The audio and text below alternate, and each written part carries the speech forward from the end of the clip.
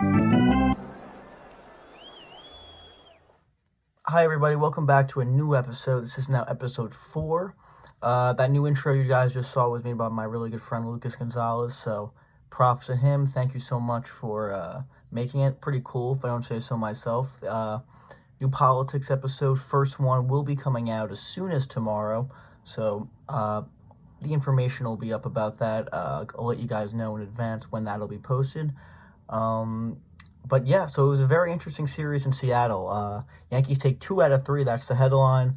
Overall, a solid series, especially with the pitching matchups going in. I talked about on the last episode how this was going to be a difficult series for the Yankees. I mean, pitching matchups, on paper, they really have the disadvantage all 3 games. So going in, I said it would be hopeful they can take 2 out of 3, and they did just that, although it ended on a flat note, losing 1-0 in 10 innings yesterday. But let's get into it, though. So, first game was Miller versus Herman. Herman's first start since coming back from his pine tar / sticky substance suspension. And honestly, the Yankees picked up right where they left off from Sunday against the Padres. Bowers had an RBI double in the first inning, or the second inning, check that, giving the Yankees a 1-0 lead. And then, of course, continues to absolutely destroy the baseball. Aaron Judge hits a 2-run absolute nuke off the left field foul pole, gave the Yankees a 3-1 lead at this time. Just unbelievable what we're witnessing. I mean, we have not seen a player this good, I don't think, in his prime since maybe Bonds or Pujols. I mean, he's so locked in right now. It is truly incredible to see. He gave the Yankees a 3-1 lead at this point. This is in the 3rd or 4th inning. And again, I'm not surprisingly, Herman certainly was a little rusty coming off a 10-game suspension. But overall, his line wasn't terrible, especially given the fact that the Yankees ended up winning this game 10-4. His final line was 6 2/3, 4 earned runs given up. I mean, not great, but again, manageable. Just ate some innings for them, given the offense of this game, because there was a lot of offense. He gave up a home run to Rodriguez in the 4th inning, making it a 4-2 game. Willie Calhoun, by the way, has really been hitting the ball very well recently. I believe his OPS is up to 750, 760. And actually, there were some corresponding moves announced today for the upcoming Dodgers series. Stanton is back. Donaldson is back. Cabrera was optioned, which I'm not surprised. He's really been struggling. He's been very disappointing so far this year, but I still have hope in him. Hopefully, he can figure some things out in AAA and then come back and be a player later in the year. And IKF ended up adding on to the lead, giving them an 8-2 lead with a 2-run double in the 5th inning. And again, he's truly been fantastic the last few weeks, and he deserves a lot of props. He's played fantastic in the outfield. He's been good enough in the outfield. Even if he takes some awkward routes to fly balls, he's been very solid out there. He's been putting bat on the ball, and just his energy just seems to be totally different from last year. So massive props in respect to IKF, really putting it together and being a big player for the Yankees down the stretch here recently. Again, later in the game, Judge hit yet another home run, making it 9-4. I mean, after this game, it really is unbelievable. I mean, this was the Aaron Judge game. It was 9-4, and then later in the game, in the 7th inning, Teoscar Hernandez hit a fly ball to right field that Judge, and I've seen Judge make some pretty incredible home run robberies. Most recently, the Ohtani one earlier in the year where he robbed Ohtani in the 1st inning when he was in center. An incredible play. This one I think was better. I mean, this is a full-on robbery. Incredible level of difficulty, robbing Teoscar Hernandez of a home run. The guy hits 2 home runs and is robbing home runs in the same game just consistently. I mean, it's unbelievable. It's unbelievable what he does. Torres was 2 for 6 this game, who's had a very good run of things recently, so respect to him. Judge was 3 for 4, 2 home runs and a walk. And like I said, the Herman line, 6 1/3, 4 runs. Yankees win 10-4. Solid game all around. Great to see the offense just continuing to destroy the baseball.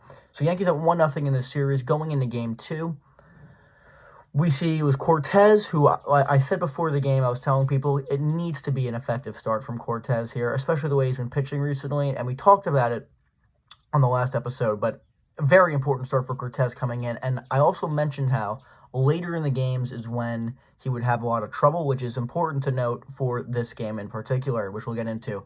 But the Yankees jumped on Logan Gilbert right away. It seemed like the game plan was to jump on him early, and they certainly did that. IKF, again, like I said, just been hitting the baseball. 2-run single in the first inning, giving them a 2-0 lead. Bauer later added on with a sac fly, making it 3-0 New York after the first inning. Ton of pitches thrown by Gilbert. So, again, right off the bat, just a fantastic start to this game. It was 3-0 Yankees going into the third inning. And, again, there's been a lot of skepticism and controversy. Maybe not controversy, but there's been speculation of, is Volpe going to be sent down because of the way Oswald Peraza is hitting in AAA? And it's certainly like a viable, it's a viable discussion that certainly can be had. I mean, Volpe's hitting under 200 at this point, but I'm of the impression for now that keep playing him. He's a rookie. He's looked good in some aspects, very fast, and just gotta let these guys develop, And I worry about sending him back down to AAA if it's just, I just don't think it's what needs to happen right now. Although I'm more interested in the possibility of it than I was a week ago, just because of how Peraza's been playing. But he had a huge home run this game. He was in a really big slump. He had a 3-run home run off Gilbert in the top of the third inning, giving the Yankees a 6-0 lead. So they were really coasting the rest of the game. Just great to see and good for him. 6-0. And one positive of Volpe is his power numbers are pretty up. I believe that was his 8th home run on the year. So respect to Volpe for that. Greg Allen later added on with a solo shot of his own, making it 7-0 New York. And again, and Cortez was really mowing down everybody. First 4 innings, not many issues. Unfortunately, and again, he had to grind a little bit, but again, no runs given up at this point, pitching very well until the 5th inning, the 3rd time around the order. They just, for whatever reason, seemed to get to Cortez. I mean, the splits of Cortez first and second time in the order, as opposed to 3rd time around, it's like a different pitcher. I mean, I believe hitters are hitting over 400 against him, which is pretty stunning when you think about it. Cortez gave up 2 runs in the 5th. Julio Rodriguez RBI single, and just his hard hit contact off him. So it was 7-2 at this point after 5, and they pulled Cortez. So overall, not a bad start. 7-2, or 5 innings, 2 runs from Cortez. Fine. That's fine, but again, they need to resolve what happens once he faces these guys 3rd time around the order, because it's not manageable for the bullpen, I don't think, the way they've been overworked and overtaxed this year with pitchers going 4 or 5 innings, especially from a guy like Cortez, who was an all-star last year. I mean, he needs to be better in terms of distance, and I still have confidence in him. I think he's a good enough pitcher to figure it out. I do worry with Cortez, especially with a lot of his game and his pitching mechanics are based off of deception. But a lot of the new rules enforced this year basically say he can't do his little quick pitch, which of course, I mean, it's a part of his game that is he's no longer allowed to do. So I'm sure that to an extent has an impact. But again, it's weird how it would only affect the 3rd time around the order. So I'm sure Matt Blake and everyone is working on this, and I still have faith that Cortez will be able to turn it around. And he was fine. Again, 5 innings, 2 runs, not the worst thing in the world. An interesting part of this game, there was some controversy, actually. Scott Servais and Sean Murphy were ejected.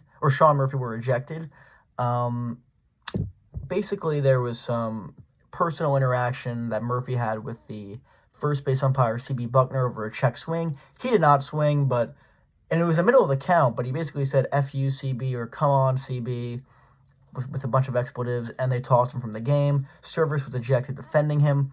Interesting. I think when you make it personal, though, with an umpire, mid-at-bat saying, like, what the fuck, CD, or CB, something like that, it's up to the umpire if he wants to eject you. So no problem with that whatsoever.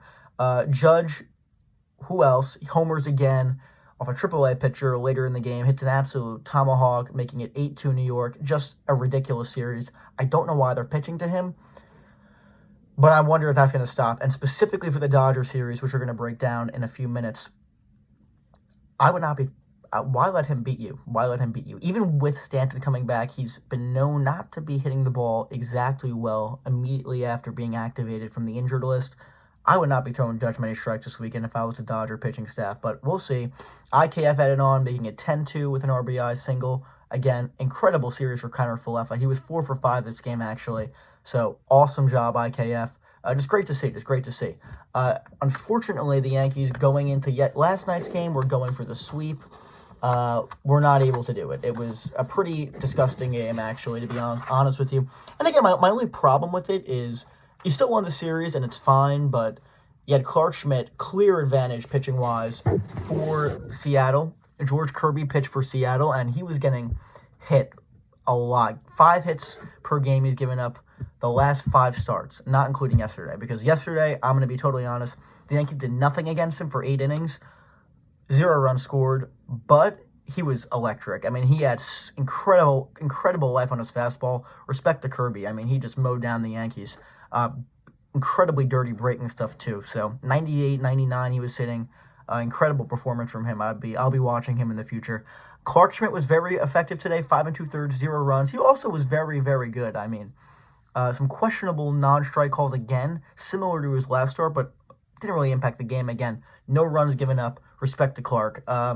Unfortunately, in the bottom of the 10th inning, Yankees just could not score in the top half. Just a terrible offensive game all around. Cal Riley, I guess you say his name, Riley, hit a walk-off single off of Ron Marinaccio to give the Seattle Mariners a 1-0 win. Yankees take 2 out of 3. Overall, solid series. Can't complain. But would have been nice to get that last one, especially just wasting a great performance from Clark. But whatever. They have a day off today, and then they go to LA tomorrow for a 3-game set. Again, very interesting. I will say one thing about Marinaccio. His ERA is above 4, and Boone is still bringing him into these high-leverage situations. I'm curious to know if maybe a minor league stint is in the future for Marinaccio. I mean, he's not been nearly as effective as he was last year, so it would be nice maybe figure some things out in AAA. But Yankees-Dodgers preview, I will say one thing that's very interesting with this series, with Stanton being activated, growing up in LA, I always assumed this would be the series he would be activated for, because I just couldn't see him missing a series against the Dodgers. He cares about this stuff a lot, I think. So I'm on Big G watch this weekend. I think he's going to have a very big weekend.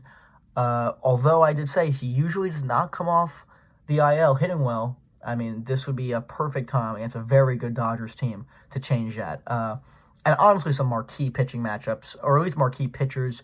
Some of these games, great matchups. So, Game 1, I would say probably the best matchup in terms of just both sides. Luis Severino against Clayton Kershaw, 10:10 p.m. Eastern Time start Friday night. That's a great game I'll be watching, of course. Saturday, the Yankees have Cole against this guy Grove for the Dodgers. Not had a good year. Hopefully, that's a game you got to win if you're the Yankees. And Herman versus Miller on Sunday Night Baseball. Toss-up, I would say. Again, same thing. Try and go in here, win the series, win 2 out of 3 would be great and ideal. That would give you a 4-2 West Coast run.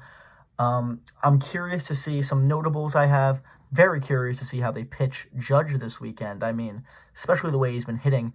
I wonder if they go a different route here and just don't throw him many pitches to hit. Because I think that's coming at some point. It still boggles my mind why they still pitch to him when, you have Willie Calhoun batting behind him. He's not Aaron Judge by any means. So, yeah, I hope you guys enjoyed this video and the new intro. Thank you, Lucas, for making it for me and helping me. And new politics podcast is going to come out probably tomorrow or Saturday. So, I hope you guys are interested, and I'll see you guys next time. Thanks for watching.